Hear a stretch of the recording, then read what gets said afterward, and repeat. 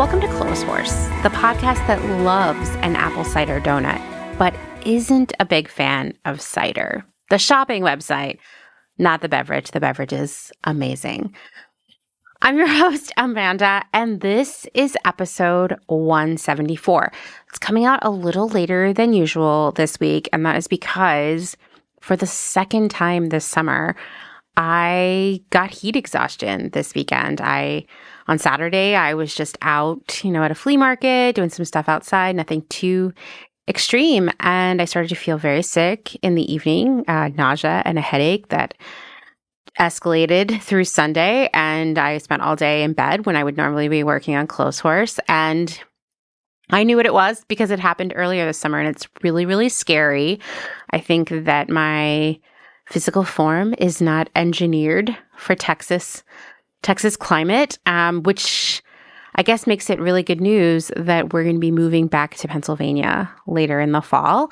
It's all about us finding the right place for the right price and having the money to do it, but we're definitely planning on it. We're looking at places right now, actually, and it's just about figuring out how to do the same move that we did 2 years ago when we moved to Austin in reverse, with all the cats and the RV and all of our stuff and all of my weird books and my American Girl doll and all the fake fruit and all the other stuff. It is something I'm dreading, but I'm also really excited about. So our lease here ends in mid-November. Obviously, we'd like to be out by then, if not before. So we're just trying to figure all that out. And yeah, so hopefully this will be my last summer of more than 70 days of triple-digit temperatures, because yeah, it's not for me. What's weird is my birthday is in August. I'm a Leo, and I think we're supposed to love summer. I don't know. Is that wishful thinking? Does this mean astrology is not real? I'm not really sure, but I love the fall. That's the best season, right? And we don't really get that here in Texas, so at least I know there are more falls in my future. Okay, enough about me, enough about sweating and dehydration. This week, Zoe Edwards, the host of the podcast Check Your Thread, is back to talk to us about how we can sew more sustainably. We'll be talking about patterns, upcycling fabrics, Me Made May, and so much more. But before we get into that conversation, of course, we have some other things to talk about, right? First off, a little bit of light housekeeping. I love when people say that, even though housekeeping is not very fun, right? This is just a touch, just a dash, just some light housekeeping. As a reminder, it is now officially Secondhand September. Ding, ding, ding, bow, bow, bow, all the sound effects. And you can submit an audio essay about secondhand. I talked about it in last week's episode. So first off, I don't know why you would be listening to this week's episode without listening to last week's, because it's the first half of my conversation with Zoe, and you'd be confused. So you probably have done that already, but if not, you should go do that. Anyway, I give all the details in that episode about how to submit it, what it should be about, et cetera, and I'll share all that information in the show notes again this week. Audio essays are due by September 10th. That's this upcoming Sunday, and I'm going to start sharing them next week. I've already received some really good ones, but keep them coming. I love hearing from all of you. Next, please check out the all-new, super fabulous clotheshorsepodcast.com. I meant to shout it out last week. Dustin Travis White, what doesn't he do? He also helped me, because he is a UX designer and a very talented graphic designer. He helped me build a really exceptional clotheshorsepodcast.com that really conveys what Clothes Horse is. It has the look. It has a lot of my artificial fruit photography. I'm really, really excited about it and to continue building it out. I feel like it doesn't look like any podcast website out there, and it specifically does not look like any podcast out there that is related to sustainability and slow fashion and ethics and all the other things we talk about. And I think that makes it really rad because it shows you how you can still be creative and unique and all of this and still be a part of what we're doing here. And in fact, all aesthetics, all people with all kinds of interests and motivations and things that get them excited are all invited to be a part of this, right? So go check out clotheshorsepodcast.com. If you haven't in a long time, you're in for a big surprise. It's so beautiful. And thank you, as always, We'll thank him again at the end, as we always do. Thank you, Dustin Travis White, for helping us, me, build this amazing website. Okay, lastly, this is a great time to remind you, I'm not sure if I've ever talked about it on here, I must have, of Small Biz Big Pick, the small business classes that I teach with Courtney of Sonic Wave Vintage. We launched a new model last month in an effort to make our expertise and education financially accessible to more people. So the class used to be like $350 in that range for 10 sessions. They're all about 2 to 3 hours a piece. There's homework, there's workbooks, all that stuff. But that was a lot of money for people to put out there all at once. And we couldn't do things like Afterpay or Klarna because it's not for actual stuff. It's for an experience, I guess. And you can't take Afterpay for that. Bummer, I know. Not that I'm a fan of Afterpay anyway, but it would have made it more accessible to more people. So now for $25 a month, you get 3 sessions of education with us. The first class is always something from the Small Biz Big Pick curriculum. The second class is real life examples and other discussion around the first class. And then the third class is where we talk about other things, questions you bring to the table, best practices you have to share. And it's just about sharing information and spending time together. So you get all those hours of time with us, and you get to meet all kinds of other rad small businesses. There is no business that is too small to be a part of it, even if it doesn't exist yet. This will help you figure it out. If you sign up now at smallbizbigpick.com, I'll share that in the show notes, you won't miss anything in September because the first session is on 9/12. And you can pay an extra $10 to watch all of the videos from August and get all the workbooks and everything else we've used. All of the classes are always recorded for you to watch again and again. And you get cool things like workbooks and spreadsheets from me. You get to spend time with all kinds of really awesome people and meet people from all over the world. We are totally an international situation now, which is awesome. So go check it out. We started Small Biz Big Pick because both of us independently were receiving a lot of requests for like free business coaching, advice, that kind of thing. And in an ideal world, like maybe I inherited a bunch of money and I don't need to like work anymore in order to pay my rent and, my medical bills and stuff like that. I would 100% offer free business coaching to everyone, except so many people ask me that I would never get to sleep or eat or take a shower or do anything else. So it's just not workable anyway. And so when Courtney and I met and we talked about it, we were like, oh my God, this is a way we could reach more people and help more people. And it could be emotionally sustainable for us. So please go check it out if that's something that you've been looking for.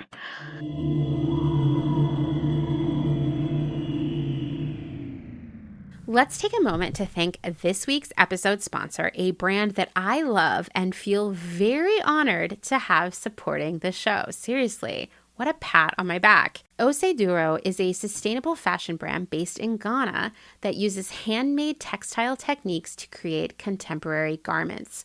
All products are hand-dyed and sewn in Ghana with small-scale artisans and manufacturers to support the local apparel industry. This is a really big deal to me because as we've all learned in our series with the Ore Foundation, fast fashion has had an extremely negative impact on the local textile industry in Ghana. So what Osei Duro is doing is really important to me. And their clothing is colorful with bold prints and it's size inclusive with many styles offered in sizes extra small to 4X. They are also conscious of waste and they're always developing more programs to tackle textile waste. Plus, they collaborate with artists, designers, and other brands to bring unique and limited edition pieces. Furthermore, this is very important to me too, this is a brand that cares for its workers, priding themselves on taking full-time pay for a 4-day work week. The staff enjoys 3 weeks of annual paid leave, 90 days of full pay maternity leave, 2 weeks of full pay paternity leave, full health insurance coverage, pensions, and other statutory benefits. This is unheard of in the fashion industry. You can learn more and check out all of their incredibly unique and wearable pieces. They're all going to become the best things you've ever bought, and you're going to wear them the rest of your life. You can find them at oseiduro.com. You can find them on Instagram at oseiduro. And guess what? OC Duro has a special offer just for Clotheshorse listeners. Use promo code Clotheshorse20 for 20% off your purchase. Once again, that's Clotheshorse20 for 20% off your purchase. And I'll share that in the show notes. Thank you again for your support.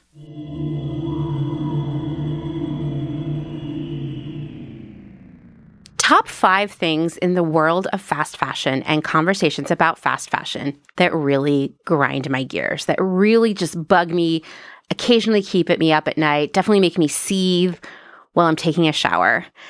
These are in no particular order of annoyingness because they all annoy me perhaps equally. Okay, number 1, the fact that only brands in the sustainable fashion space, heavy air quotes there, they're meant to be ironic.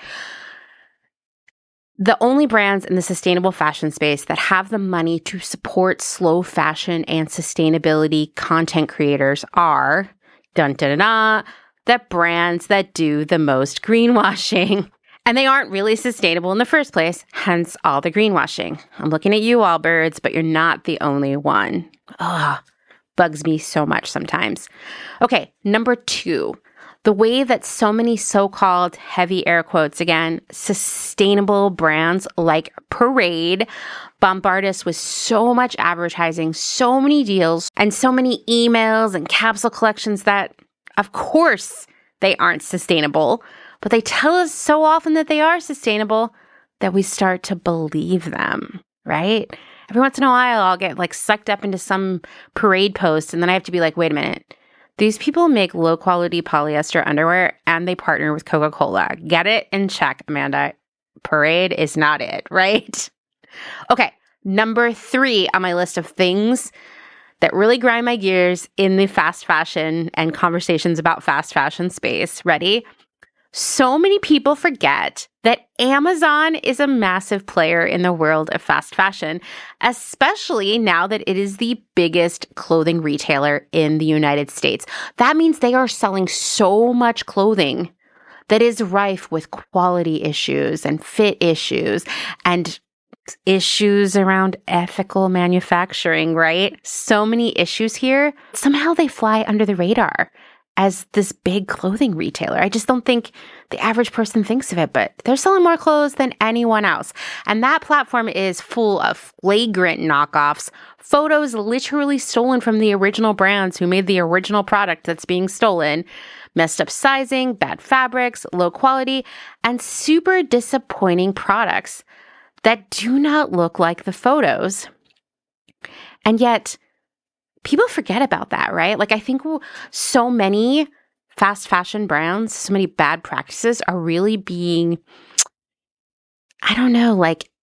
overshadowed by Shein at this point, that everybody forgets about everyone else underneath there who's also engaging this. In fact, that brings me to number 4 on my list, the way that so many fast fashion brands kind of fly below the radar because they aren't as big as H&M or Zara or Shein, yet they're all still part of billion-dollar companies doing all the same shady, unethical, wasteful things. We've got Anthropologie, Free People, Urban Outfitters, American Eagle, Victoria's Secret, Old Navy, Express, Nordstrom Rack, TJ Maxx, Ross. I could do this all day. Kohl's, Target, you name it. They're all part of this, but they're kind of being drowned out by conversations around the really big players. In fact, I barely even see people talk about H&M anymore, right? It's like Shein is the headline at this point. We can't forget these things. Okay, number 5, the final thing on my list. Are you glad I didn't do 10? Because this would go on for a really long time. When companies create a massive brand presence that intentionally disguises the true nature of their business. Anthropologie and Free People are great examples of fast fashion brands that wear an incredible disguise of artisanal, creative, premium, and even eco-friendly. But those brands are none of those things. They use the same fast fashion factories as everyone else. They steal designs from small brands just like the other fast fashion players. And yet customers place them so far above the traditional fast fashion brands like Zara, H&M, Boohoo, etc. They got away without ever paying for the orders they canceled in the early days of the pandemic. They ignored the entire pay up campaign, and their customers didn't care. They kept shopping there. They don't think that they're fast fashion, and they are. Nike is constantly voted as a brand most trusted by millennials and Zoomers, yet it's infamous for exploiting workers around the world. Links with forced labor in China. Yes, it even opposed legislation preventing the import of items made with Uyghur forced labor into the United States. Furthermore, its shoes and apparel are primarily plastic. They're completely unrecyclable. They're shedding microplastics every day until they end up in the landfill for centuries, where they will decompose and release horrible chemicals that leach into the water supply. You know the whole story, right? It does everything it can to avoid paying taxes in its home state of Oregon. Ask any Oregonian, they'll give you the tea. Yet people love, admire, and trust Nike. We see a similar branding effort with so-called vegan leather, once completely unappealing to customers when it was called man-made leather or artificial leather or even the zippy, this is a cute name, right? Pleather. But when it was rebranded as vegan leather, suddenly it was a more sustainable option. Spoiler, it's not. It was an eco-friendly option. Another spoiler, it's plastic, and its production involves a lot of fossil fuels and dangerous processes. Or even a socially responsible option. Spoiler again, it's horrible for the planet and the people making it, and certainly the animals of the world. But the name vegan leather, it makes it sound so good, right? Branding works on us in so many ways. I just gave you some examples of brands and their branding and how people feel about them, and then even a thing, vegan leather, and how a rename became a rebrand and changed our image of it, right? Branding impacts our trust in brands. What we'll allow from them. If they ship slowly or ship us the wrong thing, we'll forgive and forget because the brand image kind of makes it seem like a blip, not that it's a bad business model or a bad company. Branding impacts how much we will pay for an item. If the branding seems kind of non-existent and cheap, think Temu, Walmart, the dollar store, we expect to get hot deals, the lowest pricing. If branding is fancy, if social media content is really aesthetic, if the stores are elaborate and experiential, we're fine with higher prices. Think Anthropologie and other stories, Aritzia. It's the same stuff, but it's wrapped in a different package, and we feel differently about it and are willing to pay more money. Now, when I'm teaching students at Small Biz Big Pick, I always get things started by working with them to define their brand. And because these are small businesses, their brand and its values should be a reflection of them. In a world of small businesses, that personal connection is imperative, and it's what builds a loyal customer base. But it has to be authentic, right?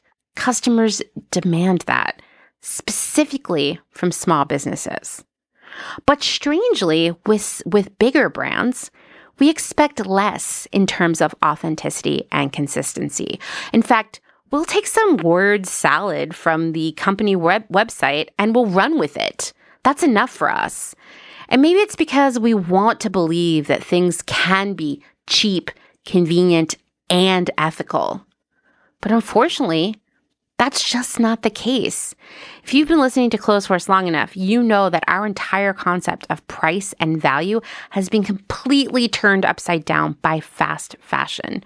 We no longer understand the true value of an article of clothing because we've been sold stuff for so long that could only be that cheap if one disregards quality, longevity, fit, and ethics.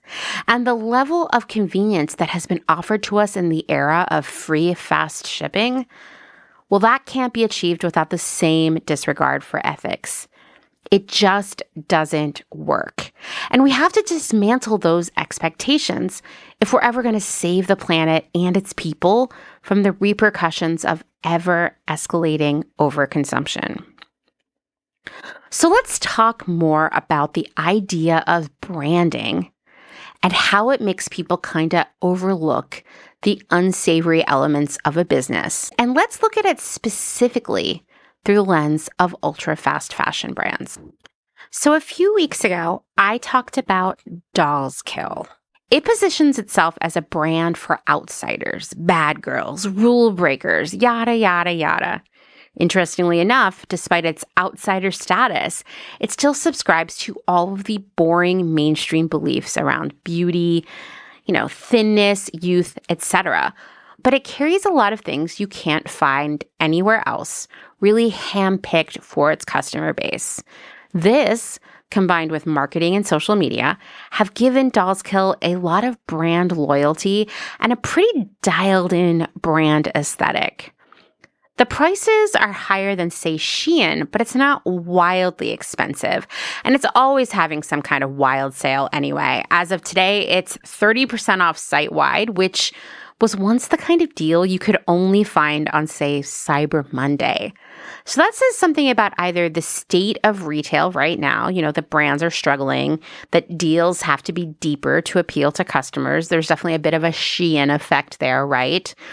Or, and maybe both, it reflects the state of Dolls Kill specifically right now. Here's the thing about Dolls Kill. The internet is full of stories of the brand stealing designs, of engaging in bad behavior, shitty customer service, low quality product, and now preventing customers from reselling their Dolls Kill clothes on secondhand platforms. You can hear all about it in the episode of Clothes Horse from 2 weeks ago. And as I discussed in that coverage of Dolls Kill, former employees are saying that this bad behavior, the bad product, etc., are perhaps creating some cracks in the brand's image. Only time will tell. One last thing about Dolls Kill, its business model is what I would refer to as fast fashion 1.0, maybe 1.5. The trends come nonstop. There is certainly a steady stream of new products, new collabs, new reasons to shop, and it uses a constant array of sales and promos to keep the inventory moving out, making space for new stuff. All the hallmarks of fast fashion. Dolls Kill orders its inventory from vendors, receives it at a warehouse, and then ships it out to customers. That's the primary difference between fast fashion 1.0 and its new little but big and scary sibling, fast fashion 3.0. Dolls Kill has a lot of products on its site right now, including about 3 pages of new arrivals, but you could, if you really wanted to, see every item on the site in less than an hour of clicking and scrolling. It's not infinite, right? This is fast fashion 1.0. If you're wondering what fast fashion 2.0 is, I would say it's Boohoo and Fashion Nova, these fast fashion brands that were able to churn out product even faster and cheaper than the original fast fashion brands like Forever 21, H&M, and Zara, while leveraging social media in a way that those brands, Forever 21 and Zara, for example, never could. But these brands still brought product into their warehouses before shipping to customers, which slowed down the process a tiny bit. But Boohoo and all of its sister brands, Pretty Little Thing, the new Nasty Gal, Coast, Miss Pap, a couple more, they own their own factories, which makes stuff faster and cheaper than its competitors. But it's still not as fast as it could be. Although there was a time where I was like, how could anyone ever be faster than Zara? If you remember me talking about this in the past, I've hit on it a few times. Zara has so streamlined the process of production, so shortened the window between design to product hitting the stores that it does the finishing on the boats as the product crosses the Pacific Ocean, literally sewing on the labels, adding the tags, the polybags, all those things on the boats rather than waiting for it all to happen before it leaves the factory. When I learned that, I thought Zara is going to win all of fashion and shopping, and there's no way anyone could be faster. But there's still fast fashion 1.0. Maybe we'll give them a 1.5 too, because they've got these other things going on, right? Let's talk about Temu, which I discussed in last week's episode. Temu is straight up fast fashion 3.0, even though it sells more than just clothing, and really all of the fast fashion brands sell more than just clothing at this point. I like to call it fast fashion, but we could also call it fast everything. We could say it's fast everything 3.0 if that makes you feel better. I'll probably keep saying fast fashion though. Anyway, Temu, straight up fast fashion 3.0. And why? Because rather than receiving items in a warehouse and then shipping it off to customers, all items ship directly from the factory to the consumer. So depending on the size of a customer's order, they might receive 3, 5, 10, or more different packages. Temu doesn't buy or make anything. Fast fashion 1.0, fast fashion 2.0, they actually buy and make the inventory. Temu does not. It's merely the marketplace for these factories to reach customers directly. And it seems unlikely that Temu does much in the way of product curation, right? They aren't trying to sell product stories or an aesthetic experience or anything like that. Their point of differentiation is they have the lowest prices and the widest offering of products. I scrolled their new arrivals page for 5 minutes today. I timed it, and I never hit the end of it. Here's the thing. That virtually infinite assortment, the lowest prices, the constant deals, that is the core of Temu's branding. And much like how Nike's branding of good intentions, athletics, and what I call woke washing would make people forgive it for the bad things it does, the low prices and infinite assortment of Temu allow customers to forgive the company when something doesn't arrive or is super disappointing. Temu's branding actually moves customers to lower their expectations. Interesting, right? But it's not dissimilar to, say, shopping at the dollar store or Walmart or even from Amazon. You kind of expect that there is a trade-off for the super low prices. Fast fashion actually made us rethink a lot of our own expectations around the lifespan of the things we buy, and it made us more comfortable with things being not that great. Temu, Amazon, it allows us to lower those expectations even more and be okay with it. And it's all a function of the branding there, right? Which is cheap, easy, and lots of stuff. Now let's talk about Shein. Shein is obviously, you knew this, fast fashion 3.0. It has all of the hallmarks of 3.0. Virtually infinite assortment, constant newness, about 6,000 new styles every single day. It's got low prices, and it ships factory direct to customers. So once again, Shein is not receiving products from factories in their warehouse, then sending them out to customers. All items ship directly from the factories to the customers, with Shein never taking possession of anything. They aren't buying things, they aren't holding inventory, and this is what fast fashion 3.0 is, right? Shein's business model lands somewhere between Temu and Dolls Kill. Yes, it ships factory direct, but it does seem to be dictating what will sell on its platform. Temu does not. It's not just acting as a place where factories hawk their wares to overseas customers. It does seem to be doing some level of curation, ostensibly by using data and customer behavior to make those decisions. So it's not an anything goes situation like Temu. But if you need to come up with 6,000 new items every day, well, it does get perilously close to anything goes, which includes a lot of stolen designs and art, disappointing quality, and, repetition. But Shein has proven to be just as profitable as it is nefarious. Think about it. There are no expenses of warehouses, shipping, designers, production coordinators, buyers, QA checks, factory audits, and it never has to make an investment in inventory, so it never has to take the loss of marking things down when they don't sell, like putting them on clearance. It doesn't buy anything. It just sort of facilitates shopping. And Shein's branding revolves around being the first and fastest with trends, the lowest prices, and once again, a nearly infinite assortment. This trifecta makes customers kind of forgive it when something doesn't fit or falls apart. That's sort of just to be expected, right? And part of doing business with Shein.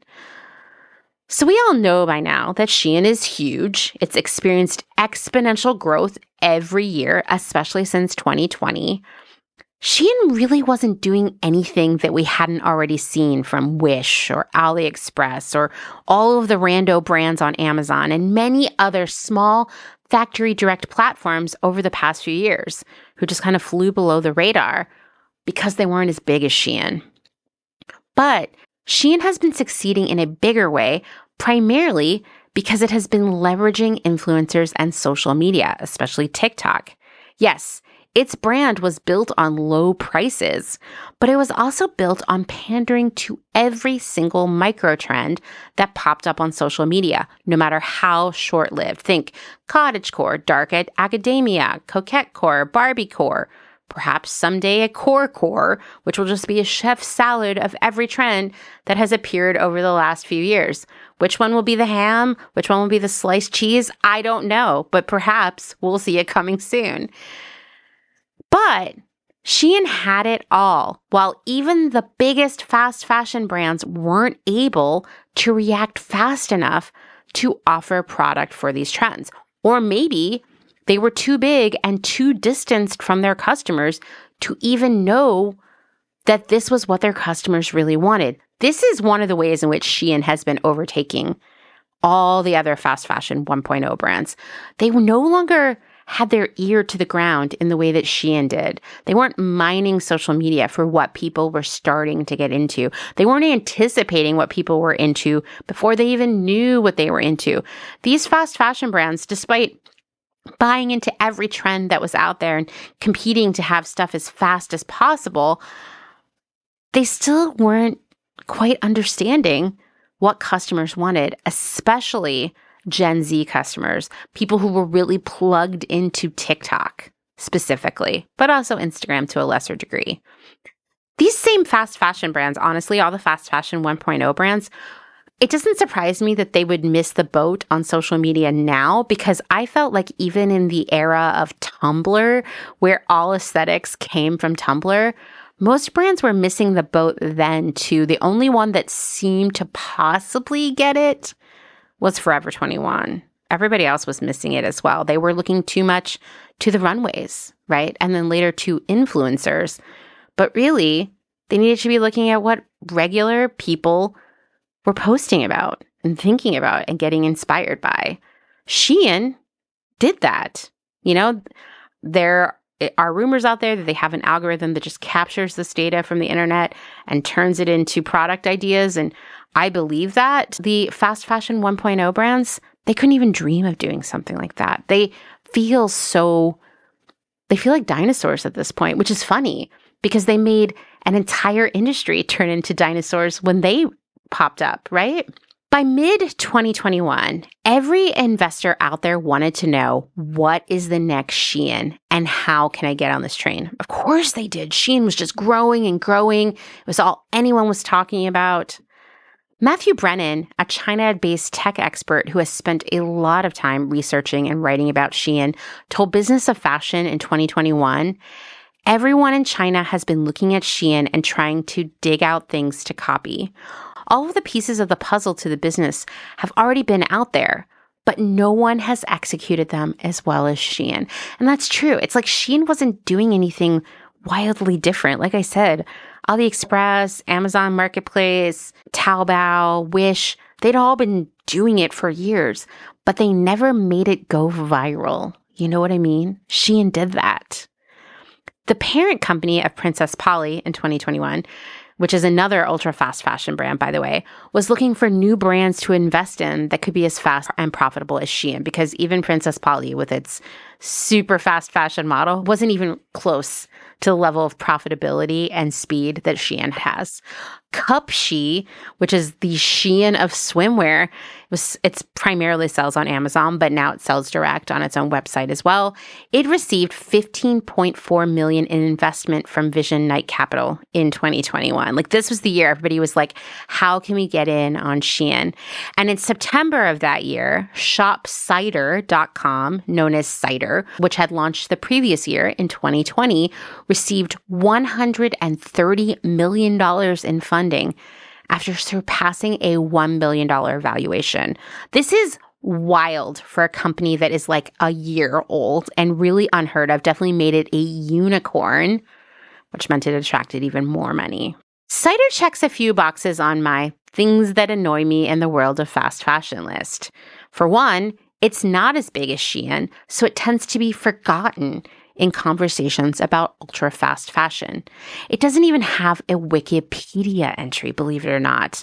But Cider is the same model as Shein, just with much better branding. In fact, Cider is fast fashion 3.0. It ships factory direct, just like Shein. It works with the same factories and suppliers as all of the other factory direct websites like Shein, Temu, AliExpress, Taobao, and Amazon. It's the same product. And you shouldn't be surprised if you see the same items on all of these websites. In fact, these brands aren't copying products from one another. They're just working with the same factories. If you encounter something on, say, Etsy, and you wonder if it's just another drop shipping item, do a reverse Google image search. If you see it on Amazon or AliExpress or Temu, it is, because these factories are selling on every platform they can find. As I mentioned in last week's episode, Shein has been trying to prevent factories from also selling on Temu, which has started a legal battle between the two companies. It'll be interesting to see how that plays out, because if Shein starts sort of controlling the access to these factories, meaning like they become exclusive to Shein, this could be a disaster for Temu, for AliExpress, for people selling on Etsy and Amazon Marketplace, and even on Cider, because it is all the same factories and it's the same stuff. Remember how I said that Shein has some actual curation going on, unlike Temu, who's just like, whatever, you can put everything on here? Well, Cider has even more curation, and it doesn't have quite the massive offering. In fact, it kind of paints itself as a small business, which is interesting because, once again, it was valued at more than $1 billion and it received $130 million in funding in 2021. It is not a small business, but it leans into that small business vibe. On its About Us page, it says, Cider was founded in 2020 by 4 friends who wanted to build a fashion brand that celebrates happiness in the mundane. Like the drink we're named after, Cider is bubbly, sweet, and has just the right amount of sass. And it promises, no gatekeeping here. We make clothes from extra, extra small to 4XL at an everyday price point, available in more than 130 countries. It's a pretty appealing brand story, right? The About Us page goes on to tell us about the 2 founders who have great style and seem cool, how the company is based in LA. There isn't a ton of media coverage of Cider, I'll tell you that. But the little bit of writing I have found seems to call bullshit on the based in LA story. If you continue scrolling, you'll find out about the hashtag Cider gang of influencers, followed by very appealing blog posts about zodiac stuff and finding inspo from your local librarian's wardrobe, with a shout out to iconic 1995 film Party Girl. I mean, I was like, are they pandering to me right now? This is like hard to resist, right? The sustainability page is so much greenwashing nonsense that I can't even talk about it. Lots of hot air about recycled fabric and recycled packaging. It also trots out the same claim of sustainability that Shein likes to make, that it makes very little of each item unless it's successful, minimizing overproduction and waste. But it's still selling, like Shein, millions of garments every year. So is that sustainable? Of course not. Doesn't even begin to address who's making these clothes and the conditions they're working in, right? Probably because Cider isn't making this stuff, right? It's coming factory direct, just like all of these other platforms. Cider curates its assortment by mood, like grunge, elegant, nostalgic, sexy, cozy. You get the picture. And it has some really cute product photography on Instagram, as well as a lot of pictures of real people, or at least influencers, wearing their clothes. It feels fancier than Shein. It feels more, as we say in the biz, premium. And you know what that means? Customers will pay a little bit more, but not so much that they can't forgive quality or fit issues. It's a fine line you got to walk there if you're not going to be able to guarantee quality and fit. You can raise your prices a little bit, but let's not go wild. And Cider's prices are a little higher than Shein, but still alarmingly low, like $30 for an embellished knit cardigan. Nope. That seems a little too cheap to be true, right? Because that's the thing. Shein, Temu, AliExpress, Wish, Cider, they are all the same thing, just with different branding, different customer experiences, and different Instagram feeds. In fact, I have this great quote from Connie Chan, a general partner at Andreessen Horowitz, who led that big round of funding for Cider back in 2021. She told Business of Fashion, "What sets Cider apart is that it looks like a direct-to-consumer brand on the outside, but operates like Shein on the inside. It uses software to have a tighter supply chain. Its technology is the secret sauce." And it's true that Cider, just like Shein, watches sales closely and removes something from the site after a few days if it doesn't sell. If it does sell, then it makes a lot more. The thing is, that's nothing new to fast fashion 3.0. That's something that goes back before even fast fashion 1.0. That is retail 101. Make more if it works and expand it into a million different iterations until it stops working. Here's like getting down to brass tacks. Shein equals Temu equals AliExpress equals Taobao equals Wish equals rando brands on Amazon equals Cider.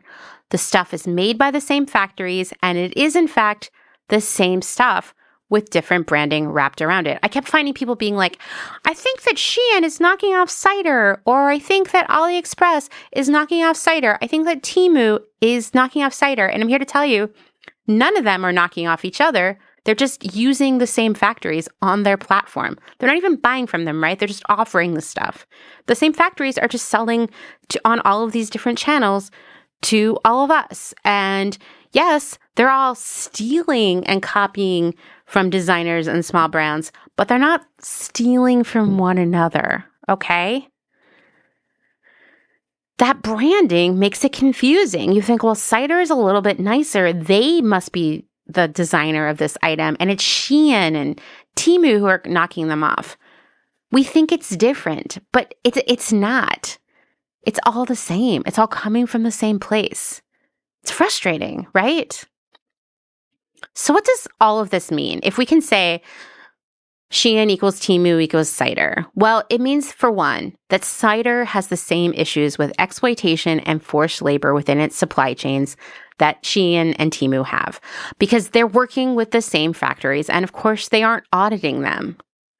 As I explained last week, the U.S. House is very concerned about forced labor involved in Shein and Temu's products. It's not mentioning Cider, not because it's not facing the same challenges, but because it isn't as big, and who knows if they're even aware of it, right? It gets to fly under the radar because it's not as massive. And of course, you barely have to Google Cider stolen designs to encounter example after example after example of designs and art being stolen from small brands, artists, and makers. It's the same old story. Fast fashion 1.0 copied a lot, but fast fashion 3.0 ramped it up even more and gets away with it even more. This also means that Cider is just as sustainable as Shein and Temu. It's the same model. It's the same thing. You know that meme format? This was in my mind over and over again as I was working on the research for this episode.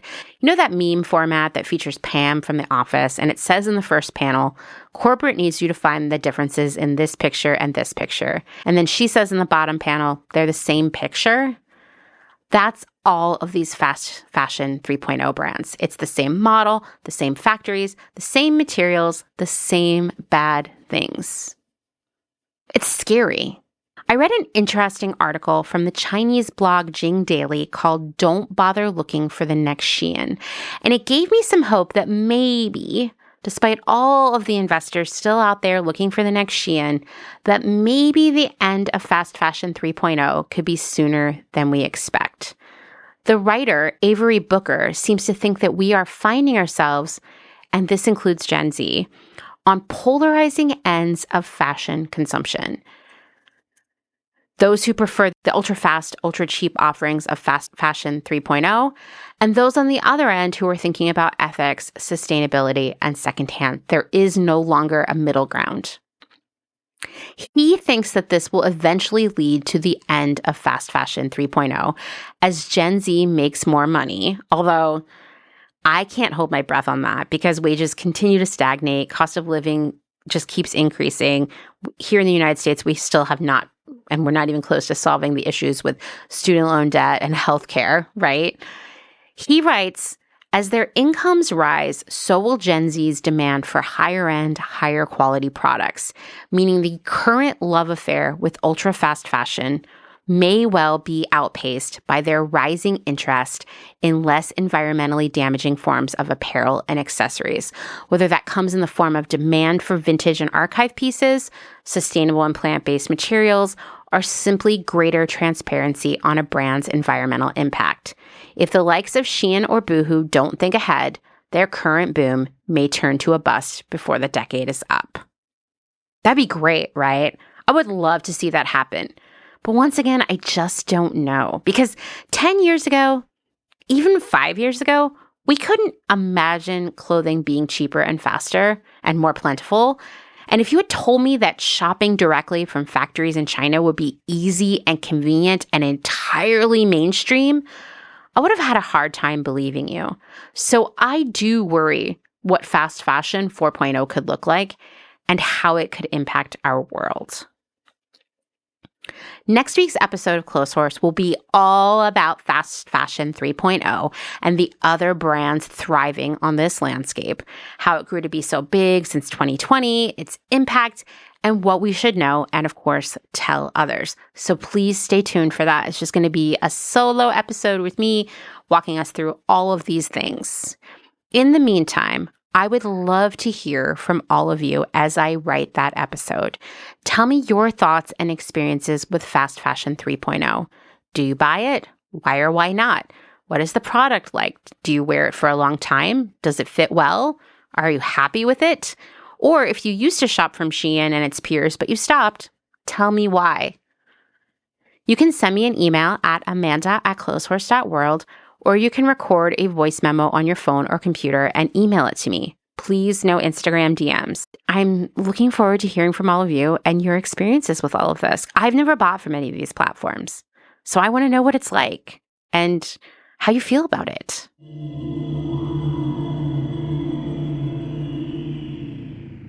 Making your own clothes can give you the freedom to wear exactly what you want, but learning to make your own sewing patterns based on your measurements is truly a liberating experience. The Soft Work Garment Design course is here to help you do just that. The course is taught by Christy Johnson, who has been studying how clothes are made for over 20 years. While working as a fashion designer, she began to realize that modern clothes were not just overcomplicated in sewing, but also extremely wasteful. When she looked more closely at her favorite vintage pieces from around the world, she noticed a trend. They were all made from rectangles that easily locked into one another. This not only made them less wasteful, but they were also easier to sew.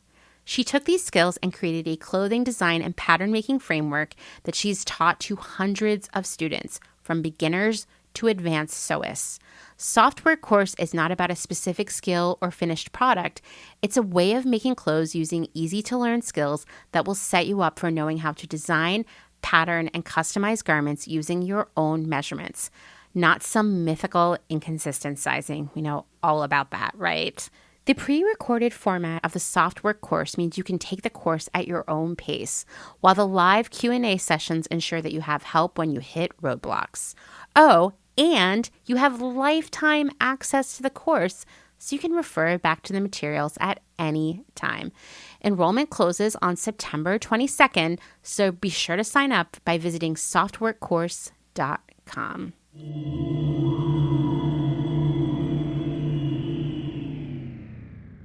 Okay, with all of that ultra fast fashion 3.0 talk, we definitely need a little change of direction, a little refreshment here.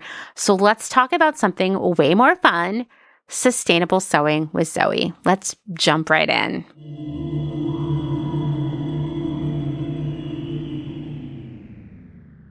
Okay, so that's a great transition to let's talk about this somewhat misconception. I'll say it's not a full misconception, but it's partial, that sewing your clothing is always the most sustainable option. Yes, we do have to unpack this. Okay, so we could argue that it is in some ways and not in others. Where do you want to go first? Well, let's start with the easy part. Why can it be? Okay, I would argue that it could be more sustainable so there's lots of ifs. This is the thing. If you're making a garment so for me, the formula of sewing more sustainably is if you're making things that fit your personal taste, fit your lifestyle, and fit your body so well that you get lots and lots of wear from it. Like, clothes don't last forever. It's not going to last forever, ever. But to get years worth of use, I think is just the kind of the goal if you want to sew more sustainably. So so if you get to a point where I think you can automatically, I think we were talking before, you have to make lots of personal decisions to get that garment into the world. You have to choose the color, the fabric, the buttons, what have you. So putting your own personal style into a garment can help. Isn't necessarily too tricky. However, you can really make sure that you are making something by developing your own kind of personal knowledge about yourself and your style, So I think that's one way that I think is a really good way to do it.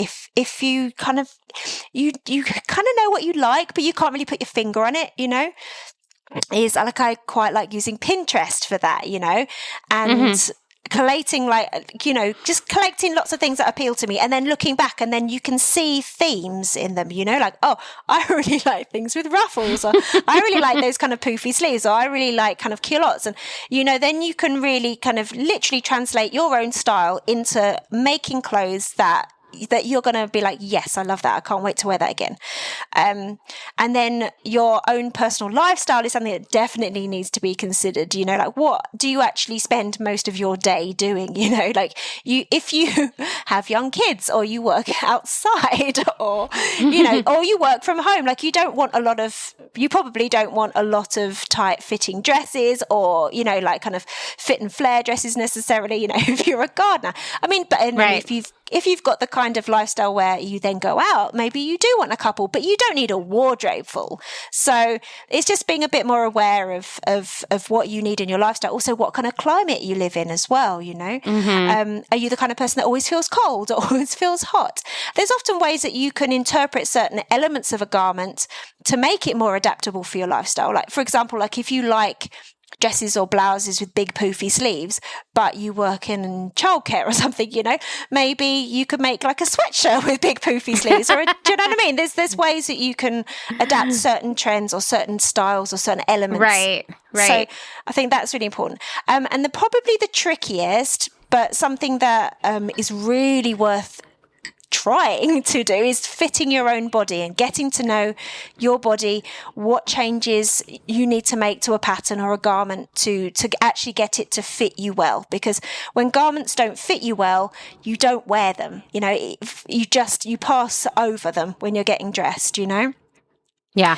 So I think that is a super important one. And that is a big challenge. I just did a couple of episodes with a lovely woman called Kate Roberts, actually, about kind of refining the fit of our clothes, because it is something that a lot of sewers kind of probably don't spend as much time considering and as much time actually doing as they should.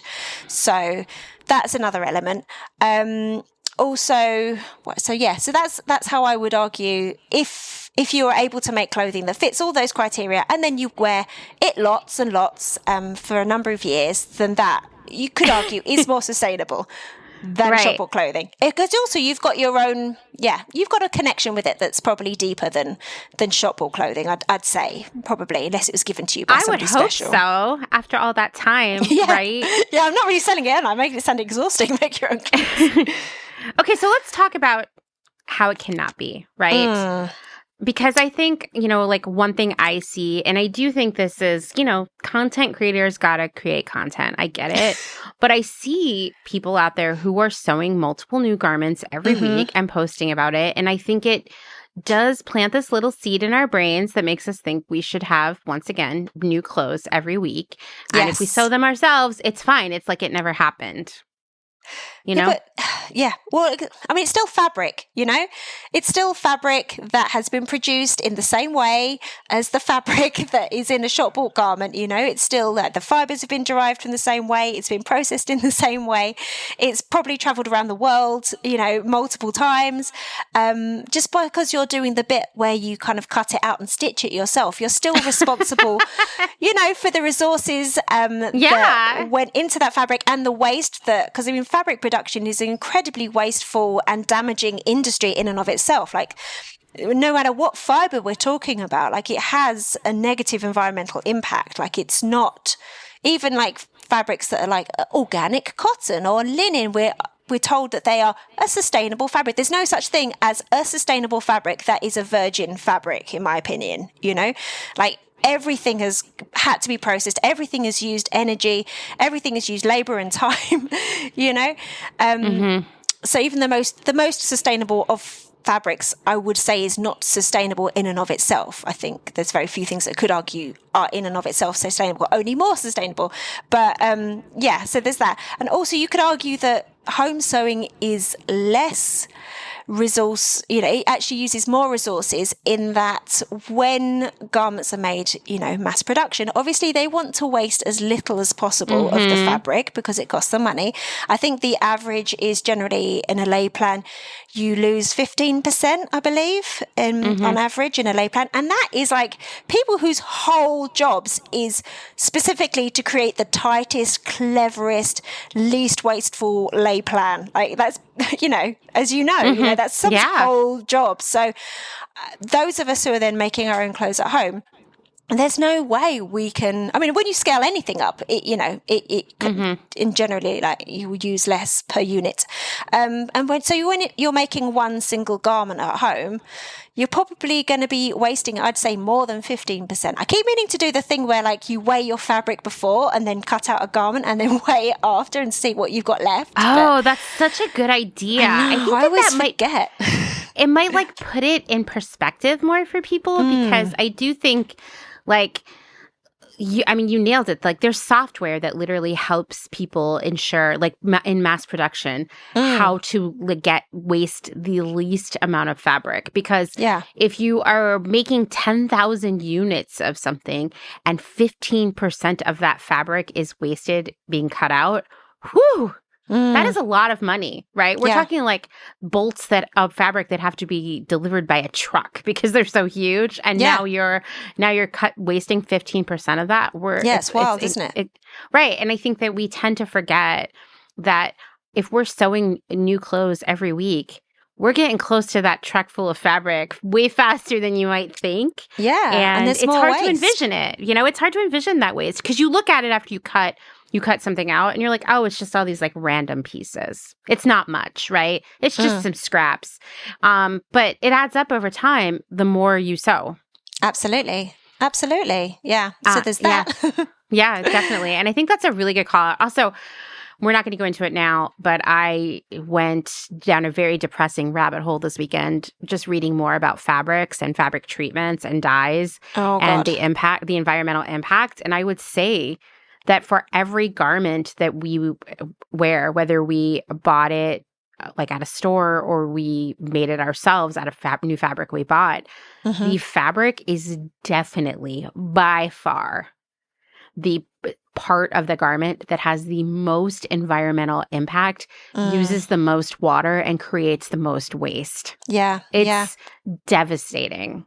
Yeah. And there's that new book that's just come out, isn't there, about the toxic chemicals and coatings, and which is utterly shocking. And it's terrifying. And I mean, I was reading an article on The Guardian about it, about how a lot of the airlines have got these new uniforms, haven't they, that are so covered in like fire retardant, crease resistant, stain resistant coatings that they're actually making their employees sick because of the constant contact with these chemicals, isn't there? Yeah. I mean, I have gotten rashes from clothing I've worn in the past and laughed it off as like, oh, it must be that my skin's too dry, or I used blaming the wrong your body. soap. Isn't that a typical thing to do? Right. So typical. I'm just too sensitive, right? Yeah, it's my skin that's the problem, not this evil fabric. Exactly. And I'm sure there so many people have had similar experiences and just was like, oh, I'm the problem. And, the bad news is that you're not the problem. I guess that's the good news. The bad news is that there's this much larger problem. But yeah, I think like the fabric we can't take it for granted. And that's the big piece of all of this when it comes to home sewing, I think. I guess you could argue that home sewing could be more sustainable in that I think that generally speaking, I mean, just thinking about the fabrics at the place that I work at, there are a lot more natural fibers that you could choose. So, I mean, there are a lot of fabrics that obviously, I mean, I'm wearing a jumpsuit that is made of denim and it's got some stretch in it because I wanted it to be comfortable.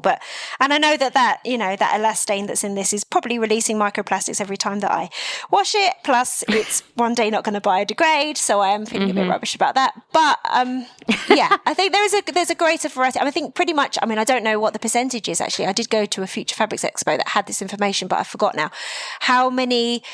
What percentage of fabrics that are available in ready to wear are synthetic? I would argue, I would be very surprised. Do you know the fact? Do you know the statistic? 65. It's 65%. That's wild. Some people say that they actually, okay, and by some people, I mean someone on LinkedIn who works in that industry. So take it with a grain of salt.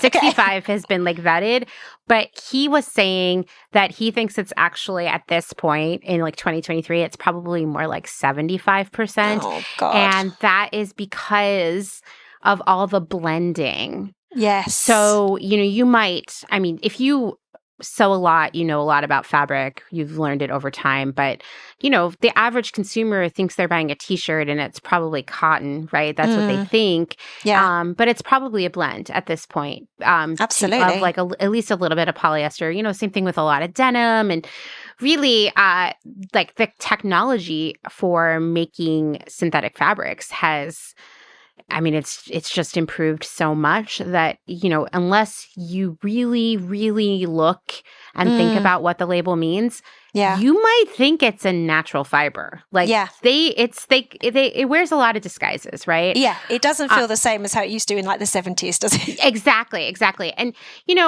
when 2008 rolled around and suddenly everything we were selling at my job had to be even more profitable, and we were in meetings, saying like, oh, we'll swap the fabric. I don't think I realized at that time that we were fully swapping into polyester or polyester blends at all, because the fabric still was drapey and, had this like look to it that felt organic, I guess. But, that's 100% what we were doing. In my mind, polyester was all the clothes I thrifted that were thick, that like double knit, super stiff, smelly, all of that. And this was like, this is like sexy and like a little sheer, Slinky, right? Yeah, exactly. But it is. And I think at least, if you're a home sewer, you can have more autonomy over that. Although, I'm sure you've heard of Jo-Ann Fabric, which is the big sewing supply chain here. Right.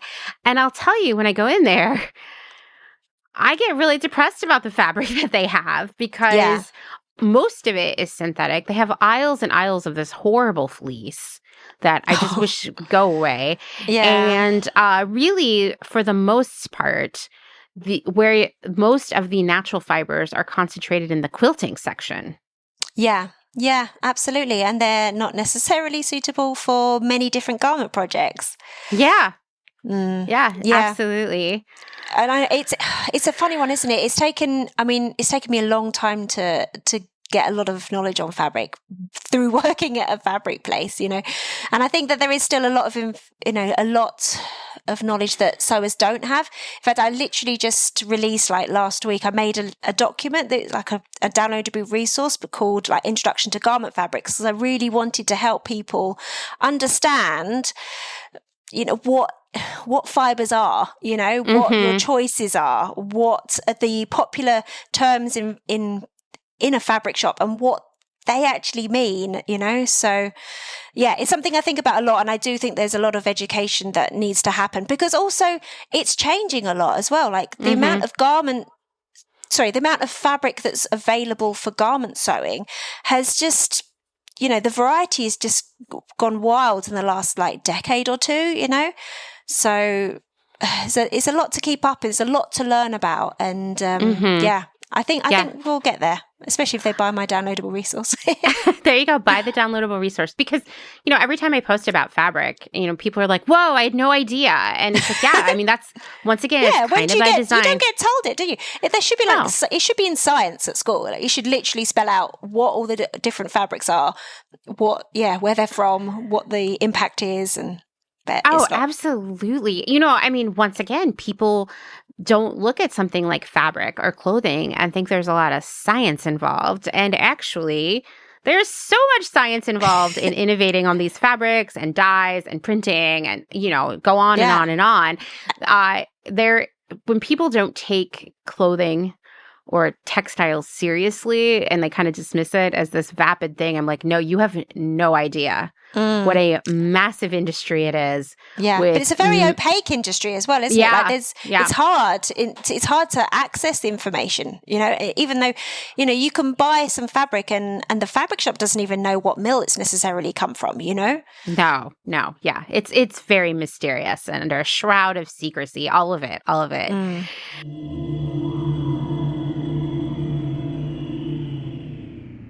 Let's take a moment to thank some of the incredible small businesses who keep Clotheshorse going via their generous Patreon support. Selena Sanders, a social impact brand that specializes in upcycle clothing using only reclaimed, vintage, or thrifted materials, from tea towels, linens, blankets, and quilts. Sustainably crafted in Los Angeles, each piece is designed to last in one's closet for generations to come. Maximum style, minimal carbon footprint. Shift Clothing out of beautiful Astoria, Oregon, with a focus on natural fibers, simple hardworking designs, and putting fat people first. Discover more at shiftwheeler.com.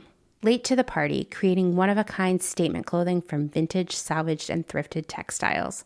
They hope to tap into the dreamy memories we all hold. Floral curtains, a childhood dress, the wallpaper in your best friend's rec room.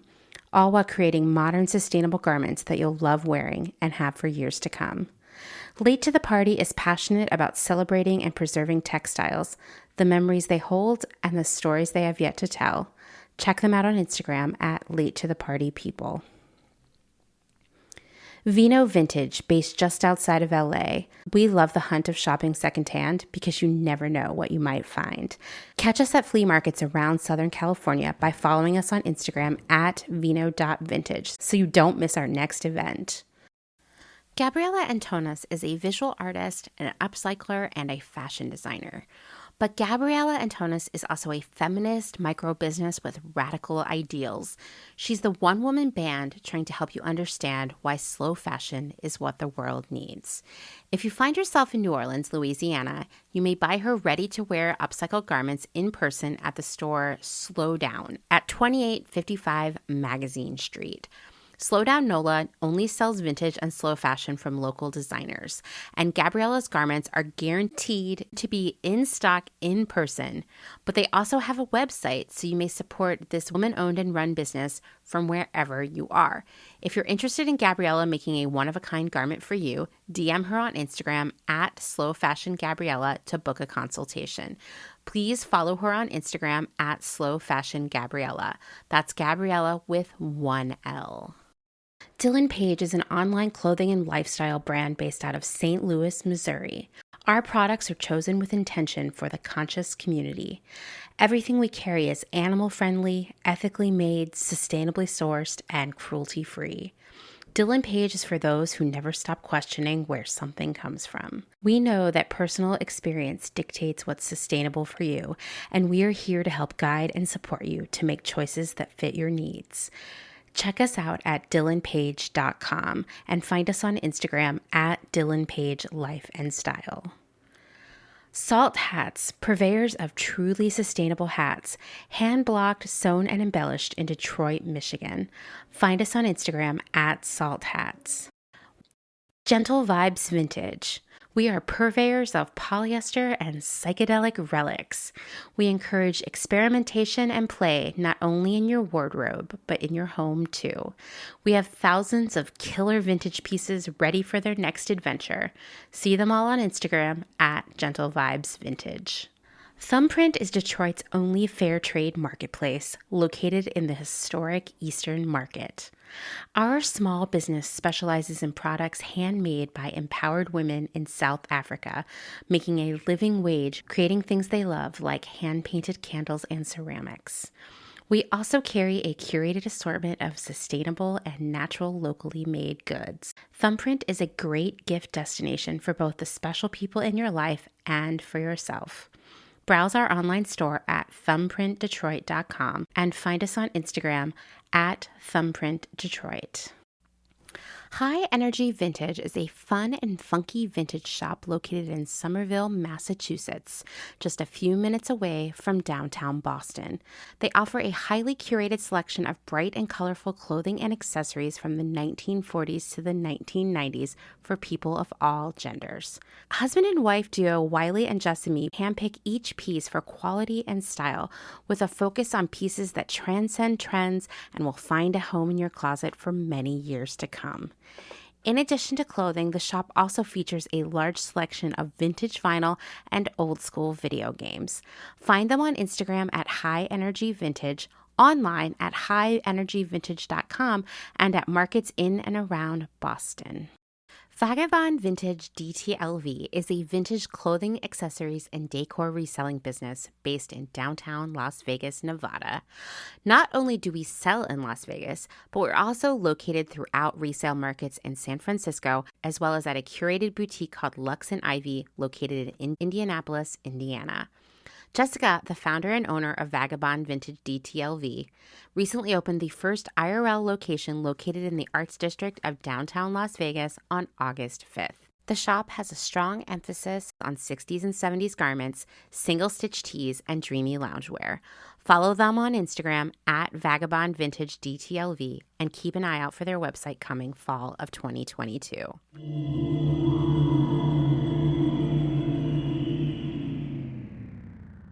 What are things that, home sewists or sewists in general can do to make home sewing more sustainable, less wasteful? Oh, this is like my favorite question in the whole world. Great. Okay. So I think, I think like going back to what I just said, really, like have fun, enjoy yourself, get all the pleasure that you get from sewing, like the meditative qualities, the mental health benefits, the flow, the lack of screen time, all of that. But maybe your goal could be to make clothing that you are actually going to wear a lot, and do that by making clothes that fit your personal style, fit your lifestyle, and fit your body. So that's what I would say to begin with. I would also say, when a sewing pattern says that you need, for example, 2.5 meters to make this blouse, they have to make these lay plans that are very general. They often span a number of sizes, and it's quite possible that they have to be very general because fabric comes in different widths, and they can't make a new lay plan for every single increment of fabric width that is available, So, take the lay plans with a pinch of salt. You could create your own lay plan, for example. Like you could literally even before you buy the fabric, you could mark out on the table or on the floor and get your pieces and really kind of see if you can Tetris those pieces in a much tighter lay plan than the sewing pattern recommends. Or you could try, if you've already got a piece of fabric that's a bit smaller, see what you can get out of it as well. You might be surprised. There's a new, I don't want to say new because they've been around for literally ever, but there is a rise in sewing patterns available for home sewing that are zero waste sewing patterns as well. So that is super exciting. It's a really, really interesting, it really feels to me like how the indie sewing pattern community and that world was about 10 years ago is kind of where zero waste sewing patterns are for home sewing right now. Like it's small, it's navigatable, it's not overwhelming. There are a number of designers that you can investigate and check out their style. They each have different kind of approaches. They have different kind of looks. It's just really, really exciting. It feels like the new frontier in some ways for garment sewing. So I would suggest that people investigate some zero waste sewing patterns. I've got several episodes about that, and I've spoke to a number of zero waste sewing pattern designers on my podcast. So it's a good place to start if you're interested and you want a little intro into that. So the good thing about zero waste sewing patterns is, so a zero waste sewing pattern is literally all the pieces tessellate perfectly into a square or a rectangle. So when you're cutting out your pattern and your shapes, you are not getting all those funny, weird shapes, like the negative space, in between the pieces. It all tessellates perfectly. And generally speaking, because of that, they actually take less fabric than the equivalent kind of regular sewing pattern would take for a similar type of garment, So that's super exciting. So I would really recommend people do that. And then generally, if there is some waste, it tends to be like very usable, like rectangles or strips, something that you could use to make other things much more easily than those weird little funny shapes. So that's super exciting, and I definitely recommend to do that. Also, see your fabric scraps and leftovers not necessarily as an annoying thing to put in the bin, but as a potential resource in and of themselves. This is something that I'm obsessed with at the moment. Personally, for me, I'm getting the most joy in my sewing at the moment by seeing what I can do, coming up with inventive, creative ways to use my scraps and leftovers. That's what's really lighting me up at the moment. There's so much inspiration out there. So you could literally, start making smaller things, such as accessories or, bags or, whatever. Or you could get into sort of like patchwork and quilt making, what have you. But for me, what I'm really enjoying at the moment is piecing fabric scraps together in interesting and inventive ways, and then using that to create like bigger pieces of fabric, and then making garments from that. And it's for me, it's scratching a creative itch that I've kind of been missing for a while, when you just kind of make a you make a pattern out of a piece of fabric, and that's lovely, but you've done it a lot. Like sometimes you want a new challenge, and that's where I'm getting my personal challenge from at the moment, So I would definitely recommend seeing what you can get out of your scraps and leftovers. You'll be amazed actually at how many even like garments and stuff you can get out of a meter or slightly less. And so many people doing interesting ways of combining fabric at the moment. I would go on Instagram and look at hashtags like scrap buster or scrap busting or sewing leftovers or patchwork clothing, and seeing what other people are doing. You could get loads of ideas doing that. And this one's not super exciting necessarily, depends what your take on it is, but a way to be incredibly sustainable is by using your sewing skills to mend and alter existing clothes. I think that we definitely do not have a responsibility to do everybody's altering and everybody's mending. So I want to say that now, like you don't have to take on everyone's unless you want to. But I mean, I personally do believe that we do have a responsibility towards our own clothes and mending and repairing and altering, if necessary, our own garments, especially if we've got the skills and the equipment to hand, So that can actually in and of itself be quite satisfying and creative depending on how you look at it, like there's so many resources out there. There's so many beautiful books, so many amazing Instagram accounts to follow and what have you, and think of mending in terms of, it's like a spectrum, right from like completely invisible, you never even knew it was broken kind of mending, right up until, like the loudest, brightest, visible mend that's just embracing the whole concept of keeping it alive for longer, and a kind of everything in between, So you don't have to be like sticking bright coloured patches on anything. Plus also you don't have to necessarily try and make it super invisible. And also you might want to do different kinds of mends on different kind of garments, Yeah. Like that beautiful Selkie dress you were talking about, that it probably like a big visible mend wasn't suitable. That wouldn't have necessarily, it wouldn't have honoured the design particularly well necessarily, depending on your viewpoint. I mean, I definitely at first thought like, oh, this could be a visible mend. And then I was like, no, it can't be. Like, it won't work, But the way I look at mending too is like, this is another one that sometimes people get really hung up on, like, oh, it needs to look like it's new again. And I think of it as like, now it's uniquely mine. Absolutely. Yeah, absolutely. And I think it's that thing as well. It's like, we've got this idea that once a garment is made, be that by ourselves or by a shop, like that's it. You cannot touch it again. And right. It gets busted, it goes in the bin. Like, no, like it's just fabric. Ultimately, it's fabric that has been stitched, but you can go back in and you can either mend it or rework it in some way, whether that's because there's something that is literally you don't like about it, like it's too long, the sleeves are too tight, blah, blah, blah, or just because you're bored with it, that's okay too. Like, think about how you can rework it. Like, go on, get some inspiration and see what you can do, because if you're not wearing it, it's kind of like you might as well see what you can do, And it could be an exciting project. Personally, for me, like I don't love mending, despite the fact that I wrote a whole book about it.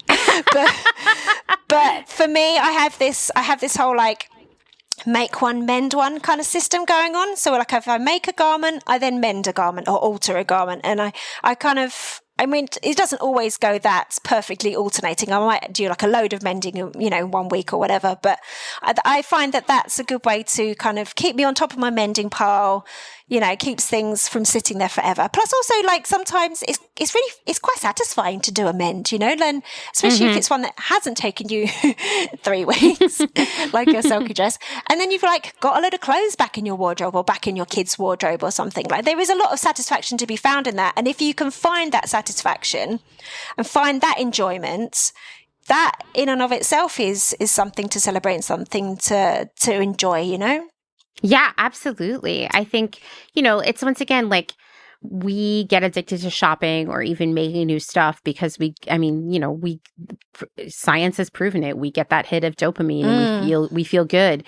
You can get that kind of feeling from mending something and being like, wow, I look at this. I saved it. Yeah. It really can have like that same impact, even though it's completely different in terms of where it begins and where it ends.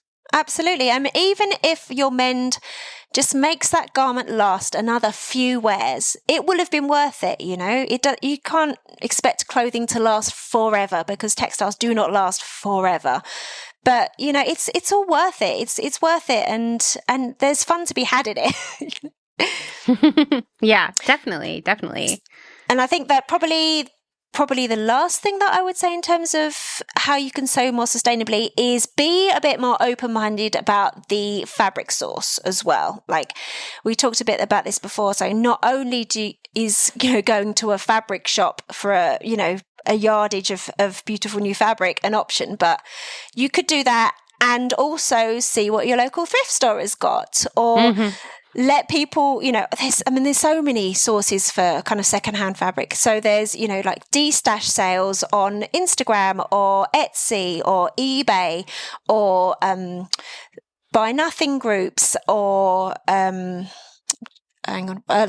could organize or organize a fabric swap, or a sewing swap, because you've probably got some pieces of fabric that you have got and you're not using, and so have loads of other people, so why not have a swap and rehome some other people's fabric, get some stuff that you're excited about, offload some stuff that you're not excited about, so, and also if you're going to a thrift store, especially in the UK, I think because charity shops tend to be a bit smaller than the US, it's definitely rarer to find a charity shop that actually has any fabric, like sewing fabric in there. So, but be a bit more open-minded about what a source of fabric could be. Like have a look at the curtains, have a look at the linens, have a look at the bedding, blankets, throws, garments. Although I would say that when you're talking about all these things, maybe... This is a tricky one, and I'll be really interested to hear what you think about this. Probably try and aim for the pieces that are maybe on the last chance sale or have been reduced, so people could use them as in their existing form still, if they are. But what do you think? What are your thoughts on that? It's a complicated answer, right? So I think first off with clothing, something that I do not recommend people do, and I know there are people who have very strong feelings on both sides of this. Do not go to the store and buy large size garments and cut them up into tiny clothes. Okay. Definitely. That is right. So if you're not that size, just stay out of that section, please. Yeah. Or if you're a reseller, fine. But I'm not okay with that. And I'm seeing less of that. Fortunately, I think the word has gotten out, but definitely a couple of years ago when people were starting to get into sewing, I would see that and I was just like, oh, you got to stop doing that. Yeah. So that's one. When it comes to other linens, textiles, it's on one hand, you probably shouldn't buy a perfectly good blanket and cut it up and make it into something else, ideally. But at the same time, I don't know how it is in the UK, but here the thrift stores keep stuff on the racks for such a short period of time. Right. And then they're like, oh, it's out of here. And then it goes to, landfill or overseas. That part of me is if you see the perfect bed sheet to make something, I guess go for it. Yeah. But also if it's really nice and you think that actually people might want this, maybe don't. There's no easy answer there. Yeah, it's really complicated, isn't it? Right. Because there's that's another thing that I see so much of when I thrift here is so many sheets, so many blankets, so many curtains, so many towels, so much, because people replace those things way too often. Yeah. Honestly. And they are things that are in perfectly good shape. Here, a lot of the thrift stores are so inundated with stuff that if something has a little stain on it, they don't even put it out. Right. And those are the things that are the ideal for a sewing project, right? Absolutely. I know. So it's really tough. And I don't want to discourage people from reusing those things because I know they have such a small chance of selling. I guess it's just use your judgment and like take a pause and think about it. Yeah. Because I think that's where maybe things go awry, when people are just like jamming it all into the cart. I think people go home with stuff that they end up never using for a project anyway, also. And just really like taking that moment to say like, how am I going to use this? Is this really the best use of this? I don't know. Yeah. I mean, there's just so much. I can't believe it. Like, honestly, like I don't really have a lot of interest in buying new clothes at this point. So I rarely look at the clothes at the thrift stores, but I can see the racks are jammed, and I like might, breeze through them just to see what people are donating, to see what's out there. But I spend a lot of time in the home textiles section. Do you? And I just like for thrift stores that I visit pretty regularly, I can't believe how fast the turnover is there. And I know it's not because it's sold. I know it's because they pulled it and sent it away. Okay. That's good to know. I mean, it's not good to know, but yeah, it's useful to know. There's no easy answer there. I mean, like with nothing that we talk about here, there really is. But I guess it's just like, just take that extra time to think about it before you buy it. Yeah. I was speaking to a wonderful woman called Judy Willamette-Ross, who lives in New Zealand, and she makes incredible stuff. And she's got a really kind of set of rules almost that she applies to her sourcing, and she only tends to buy like very ubiquitous garments. Like she really likes men's trousers to work with, like kind of suiting trousers, or she'll get like men's work shirts. But they're definitely not large size. They definitely have to have been like, if there's like a last chance rail in her local op shop. And so she's got all these really kind of specific and then she kind of uses the big bits, and then she keeps the little bits, and then she keeps the little bits, and then she then literally pieces the tiny scraps together and makes these incredible like coats and dresses out of like pieced together tiny scraps of these fabrics, and it's just incredible. But it can be done. I think that she is a perfect example of how, if you sometimes put some restriction on what you're doing, it doesn't have to feel repressive or frustrating. Like, it can feel like a fun challenge, That's something that I'm really exploring at the moment. Yeah, just like this sense. I mean, I'm doing this challenge at the moment called Last Sewist Standing. So it's organised by a woman on Instagram called Miss Tashley, and I think it's about its third or fourth year now, but it started on Valentine's Day and it goes for a year, and a whole bunch of people signed up, and you see how far you can get, ideally throughout the whole year, using only sewing materials that you've already got. So not buying anything new for as long as possible. You can go down into there's like heavyweight, which is literally you just use your fabric and your patterns, your notions, your zips, buttons, everything you've already got. And that's the heavyweight. And then, but you can go down to the lightweight division if you buy like zips or patterns, things like that, but you don't buy fabric. But so I kind of signed up by accident, but I'm really enjoying it. I'm finding it so fulfilling and, like an extra level of challenge on top of making stuff. It's like, I'm really running low on elastic. So like, what can I get some elastic from, like something that my kids are no longer wearing, or can I adapt something so it's only got, I've recently adapted a pair of trousers so it's only got elastic in the back, not in the full way round, just things like that. And how can I get the most from what I already have.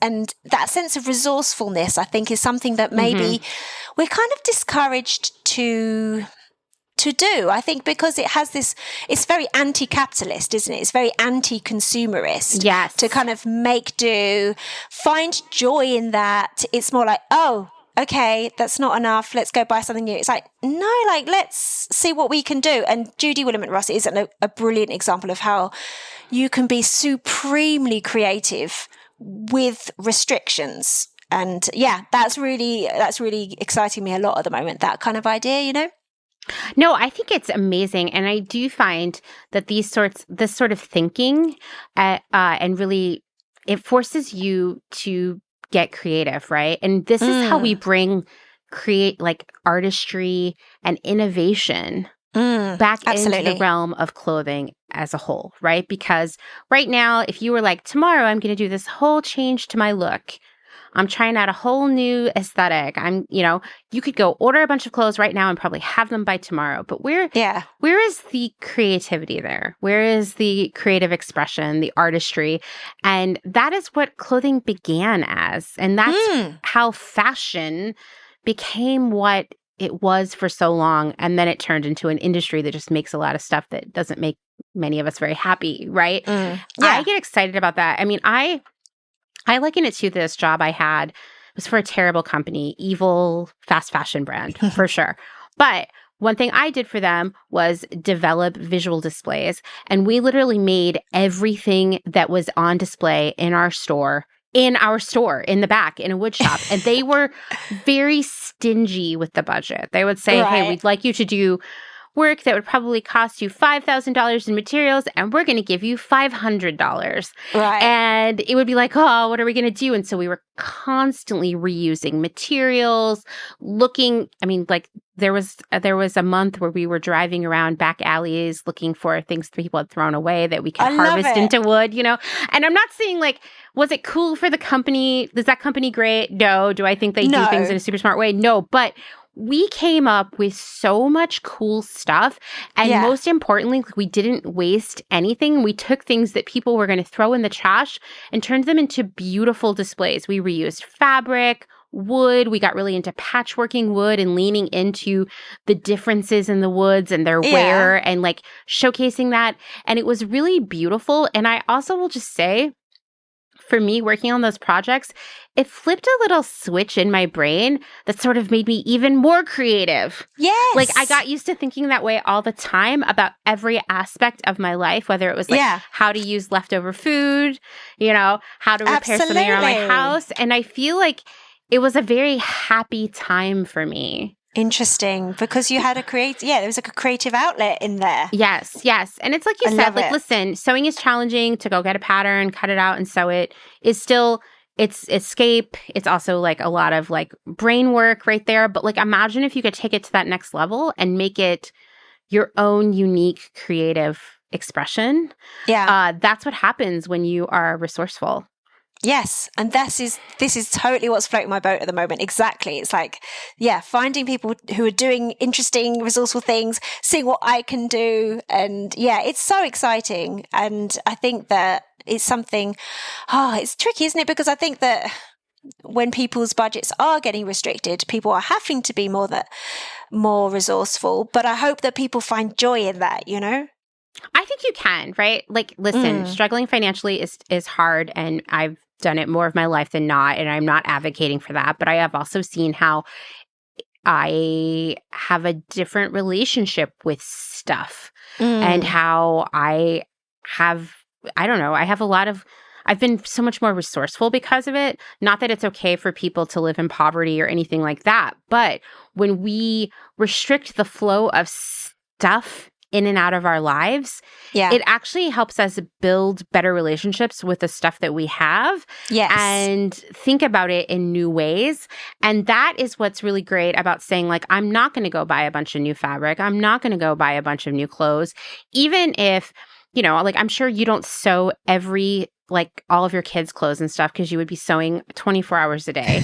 But even shopping secondhand, it forces you to innovate and think differently and more creatively. And that's what I like too about saying okay, I need to make curtains for my office rather than just I could order curtains and have them probably in a few hours from Amazon.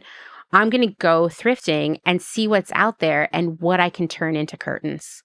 Yes. It makes me happier with those curtains at the end of the day. And I think there is something about stimulating your brain in that way that leads to more fulfillment and happiness. Yes. And then if you've got a story attached to that thing as well, then haven't you? You're oh, do you remember the way I went to that thing and I got that thing and I got that thing? And then I thought, it turned out it wasn't long enough. So I added this other border and it looks really weird and it looks really cool. My friend thought it was amazing because they thought that I'd done it deliberately. But, there's a whole thing attached to that rather than I went on Amazon and it arrived the next day. Right.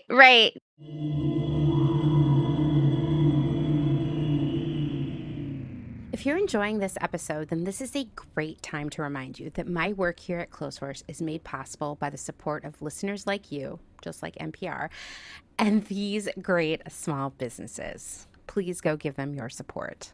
Blank Cass, or Blanket Coats by Cass, is focused on restoring, renewing, and reviving the history held within vintage and heirloom textiles. By embodying the love, craft, and energy that is original to each vintage textile as I transfer it into a new garment, I hope we can reteach ourselves to care for and mend what we have and make it last. Blank Cass lives on Instagram at _Cass, and a website will be launched soon at blankcass.com.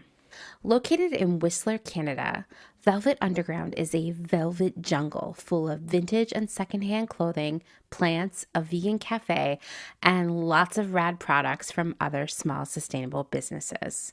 Our mission is to create a brand and community dedicated to promoting self-expression, as well as educating and inspiring a more sustainable and conscious lifestyle, both for the people and the planet. Find us on Instagram at shop_velvetunderground or online at www.shopvelvetunderground.com.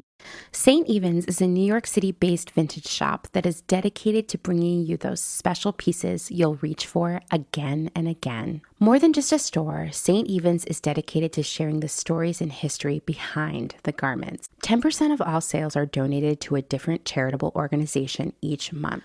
New vintage is released every Thursday at wearstevens.com with previews of new pieces and more, brought to you on Instagram at wear_st.evens. That's Where St. Evens. Country Feedback is a mom and pop record shop in Tarboro, North Carolina. They specialize in used rock, country, and soul and offer affordable vintage clothing and housewares. Do you have used records you want to sell?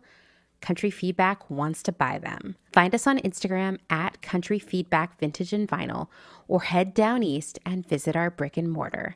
All are welcome at this inclusive and family-friendly record shop in the country. Republica Unicornia Yarns, handmade yarn and notions for the color obsessed, made with love and some swearing in fabulous Atlanta, Georgia by head yarn wench Kathleen. Get ready for rainbows with a side of giving a damn. Republica Unicornia is all about making your own magic using small batch, responsibly sourced, hand-dyed yarns and thoughtfully made notions. Slow fashion all the way down and discover the joy of creating your very own beautiful hand-knit, crocheted, or woven pieces. Find us on Instagram at Republica_Unicornia_yarns and at www.republicaunicornia.com. Knitwear, a slow fashion brand ethically made by hand from vintage and dead stock materials, most notably vintage towels. Founder Danny has worked in the industry as a fashion designer for over 10 years, but started Knitwear in response to her dissatisfaction with the industry's shortcomings. Knitwear recently moved to rural North Carolina, where all their sewing and accessories are now designed and cut, but the majority of their sewing is done by skilled garment workers in New York City. Their customers take comfort in knowing that all their sewists are paid well above New York City minimum wage. Knitwear offers minimal waste and maximum authenticity. Future vintage over future garbage. Cute Little Ruin is an online shop dedicated to providing quality vintage and secondhand clothing, vinyl, and home items in a wide range of styles and price points. If it's ethical and legal, we try to find a home for it. Vintage style with progressive values. Find us on Instagram at Cute Little Ruin. Is there a little bit of Italy in your soul? Are you an enthusiast of pre-loved decor and accessories? Bring vintage Italian style and history into your space with the Pewter Thimble. We source useful and beautiful things and mend them where needed. We also find gorgeous illustrations and make them print-worthy. Tarot cards, tea towels, and hand-picked treasures available to you from the comfort of your own home. Responsibly sourced from across Rome, lovingly renewed by fairly paid artists and artisans, with something for every budget. Discover more at thepewterthimble.com. decodenim.com. Deco Denim is a startup based out of San Francisco, and it sells clothing and accessories that are sustainable, gender fluid, size inclusive, and high quality, made to last for years to come. Deco Denim is trying to change the way you think about buying clothes. Founder Sarah Mattis wants to empower people to ask important questions like, where was this made? Was this garment made ethically? Is this fabric made of plastic? Can this garment be upcycled? And if not, can it be recycled? Sign up at decodenim.com to receive $20 off your first purchase. They promise not to spam you and send out no more than 3 emails a month, with 2 of them surrounding education or a personal note from the founder. Again, that's decodenim.com.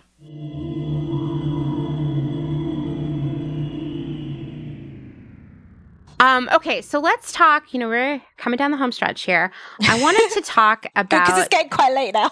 I know. I wanted to talk about the Me Made May challenge, which is your, invention. Would you call it an invention? I don't know. Your idea? My accidental invention, yes. I think...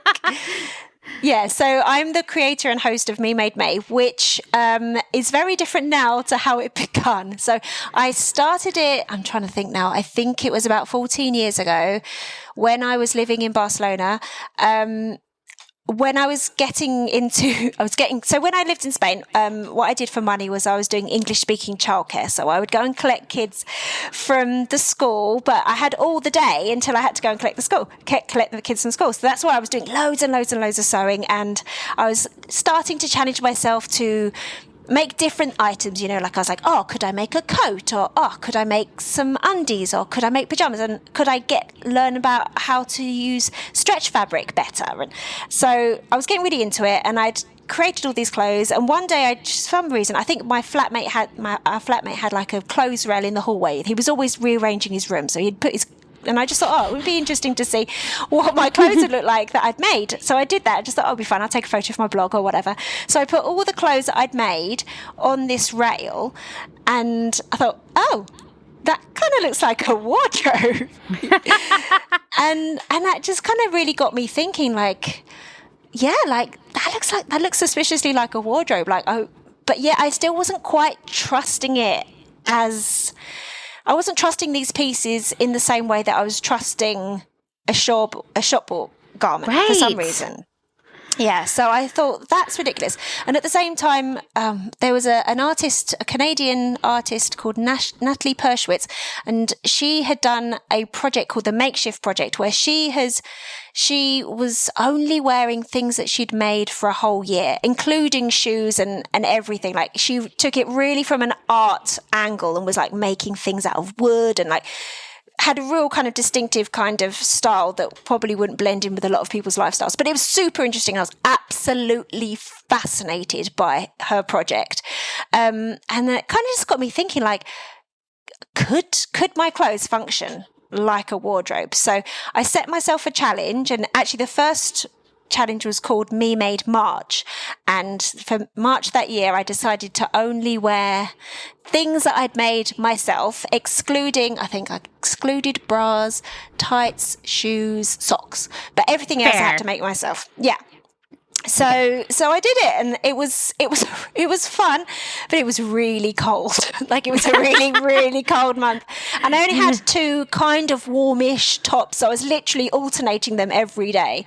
And I got a little bit frustrated by because also this was a long time ago. There wasn't as many garment fabric. There wasn't the range of garment fabrics available. There certainly wasn't the range of patterns available. If you wanted a sweatshirt pattern, you had to kind of draft it yourself or adapt it from a t-shirt or something. There wasn't I could have one of 100 different sweatshirt patterns. It was a very different kind of scene at the time. So I was kind of, making do with what I had. So yeah, it was really eye-opening. And I kind of thought, okay, well, I've learned a lot. I've learned a lot about my clothes, about myself, about my creativity.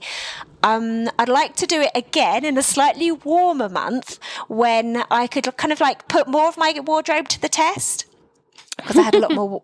So I thought, well, let's try again in a couple of months. Let's do Me Made May. And because I was blogging a lot at the time, and it was there was a lot of kind of online blogging, commenting and back and forth and reading each other's blogs and stuff, I kind of put it out there, like, does anyone want to do something like this, like with me? Like you don't have to do what I'm doing, like everything apart from, those exceptions. You could maybe just do like one item a day or something like that. And I thought, oh, maybe there'll just be like a couple of people want to do it and we can just kind of follow along with how and cheer each other along. But it ended up being something like 70 or 80 that first Me Made May, which was really surprising. I got everyone to like sign up on my, in the comments and stuff. So that was really exciting. And then that was really fun and really illuminating, and I learned a lot about my stuff. And then we did it again, and it actually took a couple of years for it to end up being just a thing that we did in May. I think there was like a self-stitch September in there or something. Okay, I feel like I remember that. So after a couple of years, it became like an annual thing that we did every May, and people. So then rather than saying, oh, you have to do this, you have to do that, people can set their own pledge. And this is still how it runs today. People can set their own pledge because everyone's different. Everyone has a different situation. Everyone has different goals. Some people might not want an entirely me-made wardrobe, and that is absolutely fine for all the reasons we've discussed today. So yeah, you can set your own pledge. And so, for example, like one of my pledges one year was I was making a lot of like dresses and skirts. It was that kind of like rockabilly era, but I wasn't really wearing them. And I was thinking like, well, this is a weird disconnect. Can I kind of almost force myself to wear those skirts and dresses more often so that I can learn to incorporate them more into my life? So my pledge that year was like, wear all Me Made, but wear a skirt or dress 4 times a week or something like that. So you can kind of do whatever you want. It might be some people want to, some people have to wear a uniform for work or something like that. So they might just be able to do it in the evenings or the weekends or, whatever you want to do. Some people will include mended items or include, upcycled items or whatever you want. Like you figure out what's going to be useful for you and you kind of set your pledge and then you do it. And that's kind of stayed the same throughout the last like 13 years. But kind of what's changed, I guess, is the community aspect. So it is a personal challenge that you do yourself. You just certainly don't have to take photos. You don't have to share it on Instagram. You don't have to share it anywhere. It's just about doing the challenge. But lots of people do like to do that. And that is a lovely aspect of it. And it is a nice community feeling. And it's nice to be able to cheer people along and, receive encouragement yourself. So people do enjoy that part. So it started out, following each other's blogs, and it got a bit, unwieldy because there were so many people signing up. So then we started having a Flickr group, every year. Wow. Yeah. I know, going way back. We tried Facebook, but that didn't work out so well. So we had a Flickr group, and that actually worked really well. And we did that for a few years, and we'd have these fun little extra challenges. Like on a Friday, we would do something like, we'd include an item of food in our photo, or it'd be like a shot of our hometown, or we'd do something else as well, like a fun little way to connect with the other people that were taking part and sharing, So that was really fun. And then obviously the rise of Instagram as the kind of sphere of the online sewing community meant that Instagram became kind of where it resides in terms of the community aspect of it now. So there's the hashtags.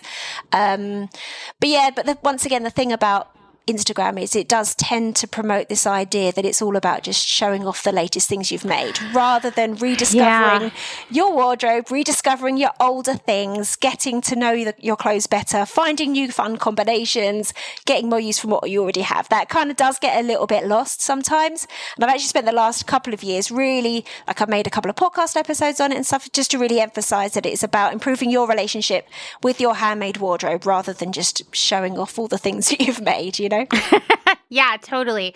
And I think it is important to keep repeating that message because I think, people are scrolling by so fast. They are just thinking it's all about trying to sew as many new clothes as possible. Yeah. And that we just need to, I think it's like I was saying earlier, we need to change something within ourselves that makes us feel, it's like an addiction, right? Yeah. And when we do that together and support one another through that change and reiterate why we're doing this change, it brings us closer together as humans too, which I think is another thing that I love, for example, about the sewist community, as it's like a community of people all over the world. Yes. Who have been brought together. So fun. Yeah, absolutely. Yeah. And would never know one another in real life. Yes. I have people that are legit some of my closest friends.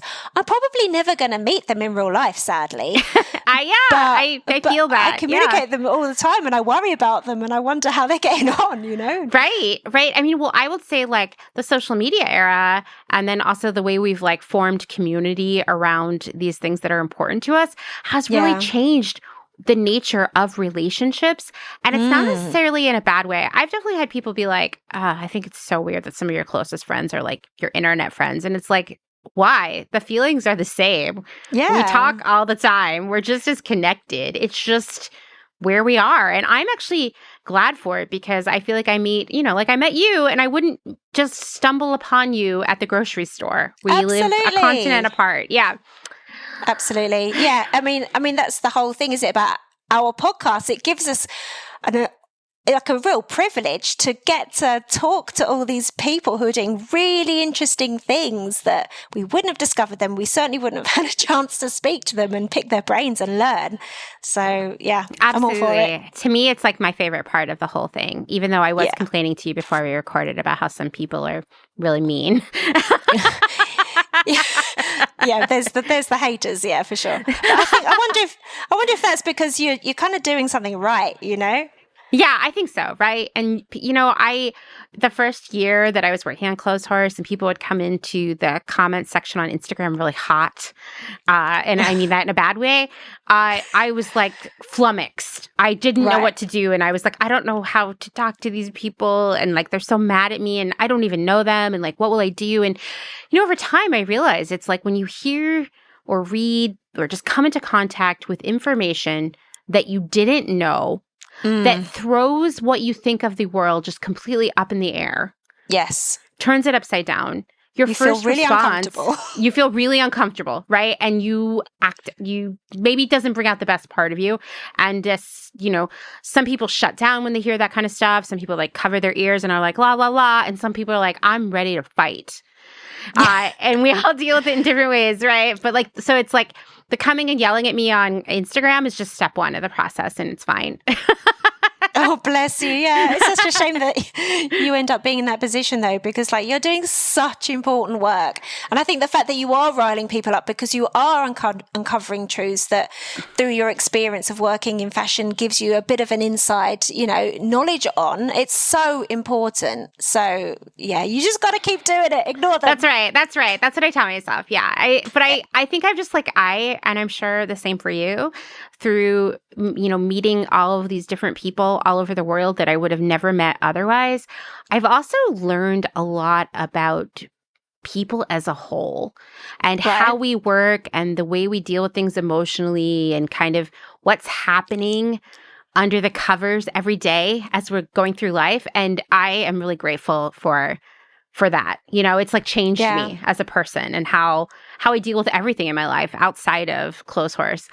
All right. Well, this has been quite a conversation. Definitely going to be a two-parter here, I can tell. Oh, really? Oh, fun. Yeah, but I think that's going to be great. Do you have any like final thoughts you would just, and if you don't, that's okay too. I know I'm like putting you on the spot, but perhaps you have like, if you want people to walk away with this in their minds when they hit stop. Okay. Oh God, hang on, let me think.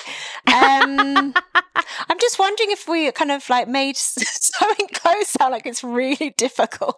I mean, it's not easy, and I do want people to understand that. Like, it's not like the machine sews the clothes for you. Okay. I would say then, everyone can do a bit of mending. You don't need a lot of equipment. You don't need a sewing machine. You don't need loads of time. You don't need loads of stuff. You can get a tiny little sewing, just a little sewing kit, the kind of thing you get free from a hotel, something like that. Yeah. That, like you bought in the convenience shop in Japan. Like, start with that. And then as you then need something else, maybe, something's gone, you need a bit of elastic, go and buy the bit of elastic. Or I don't have the right thread color, go and buy that thread color. Start small, just get little bits as and when your projects need them. There is so much information on YouTube, on people's blogs. You can get loads of amazing mending books in the library. You don't need to spend any money learning how to mend your clothes. There is so many resources out there. It won't take you long. It's not going to be perfect straight away. That absolutely doesn't matter. But I think everybody can start mending their own clothes a little bit. If something's a bit too daunting, fine. Take it to a professional alteration and repair expert. Absolutely. Don't start with trying to change the zip in your jeans. That's not the one. No, that was one of my first sewing projects, was how to replace a zipper. Do not recommend. Oh, yeah, don't start there. But, yes, mend that little rip in a seam. Yes, sew that button on. You can do that. And that garment is back in rotation, back in your wardrobe, because you paid good money for it. And you owe it to yourself as much as you owe it to those clothes. So I would start there. Yeah. I agree with that, because I think it's a gateway. It's a gateway drug to more sewing, and it helps you build your confidence. And also, I think we live in this culture where it's if you're going to take on a new interest, a new hobby, learn something new, there's this pressure to go out and buy all this stuff to get started, including with sewing, right? And absolutely. You don't need to do that. Let it happen gradually. Absolutely. Get the little sewing kit, and as and when you need something else, just go and get that. That's fine. It's not going to cost you loads of money. There's no point buying so much stuff that it's cost you more than buying the clothes again, Yeah, exactly. But I definitely think, I've had friends who are I'm getting into sewing, and then they spend $500 on all of the top of the line notions and whatnot, and a storage thing for it. And this is how they get you when you walk in the door, right? They're oh, well, you'll also need this special organizer for everything, right? You know what I mean? And so, absolutely. I think I love that. Just start with something small. There is seriously, even just replacing a button on a shirt is kind of one of the most satisfying feelings ever when you've done it. So good. Yeah. So good. Yeah, totally. Well, thank you so much, Zoe. Thank you. This has been so fun.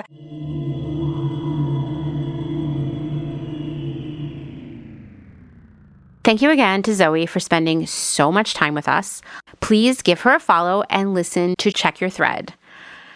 Okay, I'm going to end this episode here because, one, it's getting so hot in my office. I don't think I can record anymore. I need to turn the AC back on. And also, I have to finish editing this before Dustin goes to band practice. So I am racing the clock. Thank you for listening to another episode of Clothes Horse, written, researched, edited, all the things by me, Amanda Lee McCarty. If you like what you're hearing, you know what I'm going to say. Leave a rating, maybe even a review on Apple Podcasts, but most importantly, tell all your friends.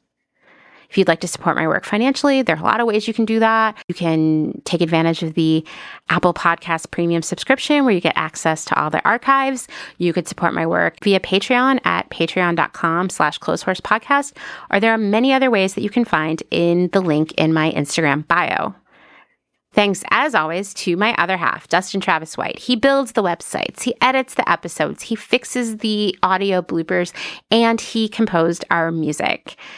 All right, I'll see you all next week. Bye.